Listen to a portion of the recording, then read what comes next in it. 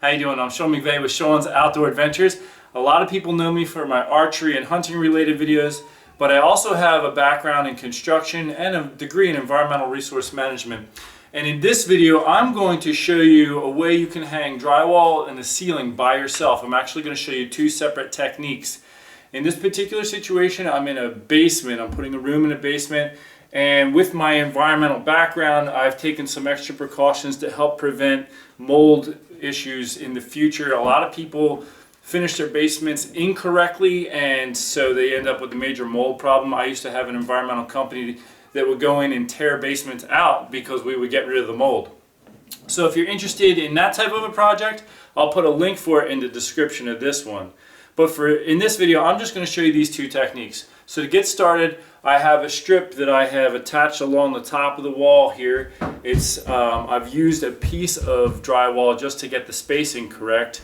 And what I'm going to do is I'm going to slide the end of the drywall into that groove. Now the two other techniques that I'm going to show you as far as holding the other end in place, one is I took two boards. One is the same thickness as the drywall, and then just another board. I took a bolt, just one that I had laying around on the workbench, and I put a washer between these two pieces of wood to help enable them to spin easily. Now I cut this board a little bit wider than the joist here. I like to do that because it makes it easier for me to work this into place. I'm actually going to screw this part onto the joist, and then when I put my drywall up in place, I will simply spin this, and it's going to hold my drywall, and I'll show you how to do that in a second. The other method I'm going to show you is simply take two 2x4s. This is actually 1.5 by 3, but and you screw them together. I use three 3-inch screws, and when you get the other end up in place, you cut this one a little bit longer than the height of the wall, and then you just kick it in with your foot and it holds it in place like that. So I'm going to show you both methods right now. Alright, I'm going to start off with this method, using this. I've measured just beyond 8 feet across the wall, across the ceiling here, and I kind of think it's a little easier to work with the pieces in this direction, which is why I'm doing it. You can play around with both to see which works better for you. So I've marked it off.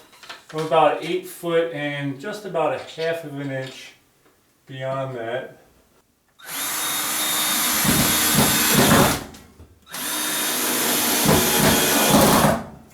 I like to set it just a hair long to give me a little wiggle room once I get the piece of drywall up. Alright, being that I'm in a basement, the walls are closer to 7 foot tall rather than 8 foot, which you'd often experience in a normal room. So I've leaned my piece of drywall in position here, and what I'm going to do is lift it up, get it in the slot above my strip that I've screwed up there. Normally you'd use a 2x4, but I've used something a little thinner for this situation. But I'll slide it in there, and then I'll walk it out here and turn this, and it'll be in position. I've already cut a little slot for my light. Alright, the key when you get started, get it up over that lip right away.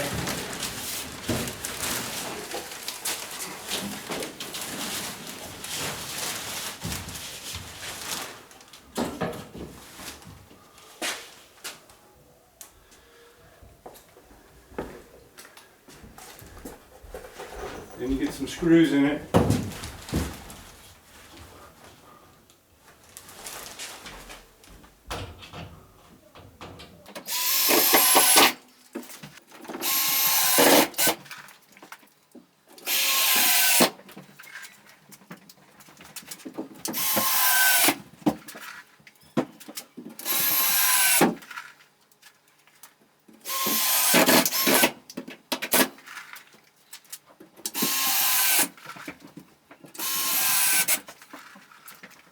So I'll tack it in, I'll get enough in to hold the board in place, and I'll go back and fill in later. Alright, now I'm going to show you the other method. One of the things I like about this one a little more is with the T-bar that I'm going to use to brace it, you can come back toward the center of the piece of drywall a little bit, and that helps keep it from bowing so badly like the other one did. I don't really like using that method for that reason. If you do it on the short edge, like the 4-foot edge, you don't obviously get that kind of bowing.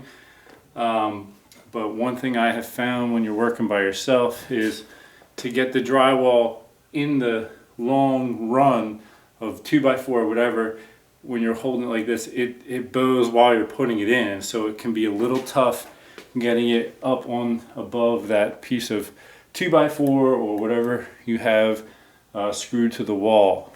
So that's one of the main reasons I'm doing it with the 8-foot running this way. But I'll go ahead and put this piece in.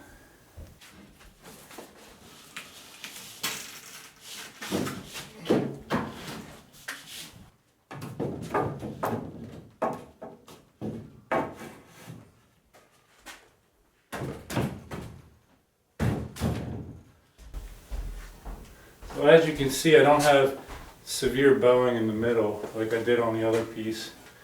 Another thing I suggest doing is mark out lines on the piece of drywall before you put it up where your joists are going to be. Makes it easier to put the screw.